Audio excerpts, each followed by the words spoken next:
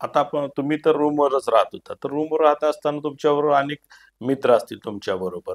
तर तुमचे त्यांचे संबंध कसे होते? तर नक्कीच मला म्हणजे ह्या बाबतीत सुद्धा मी थोडासा भाग्यवान आहे, की हं. रूममेट्स मला नक्कीच चांगले मिळाले हां, होते.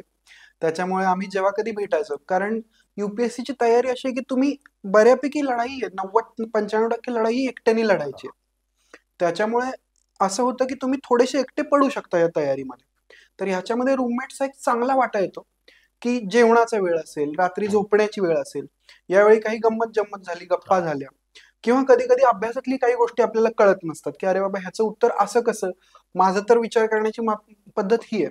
मग त्याला माहीत असेल, की "अरे नाही, हे असा-असा विचार केला तर असं उत्तर येतं." हा नक्कीच एक पीअर ग्रुपचा चांगला फायदा आहे. फक्त पीअर ग्रुप सोबत डिस्कशन्स हं. हे जास्ती करून अभ्यासाचेच व्हावेत. बरं. ह्याचं थोडं जास्त विद्यार्थ्यांनी लक्ष द्यावं आणि हे डिस्कशन सुद्धा थोडेसे लिमिट करावेत.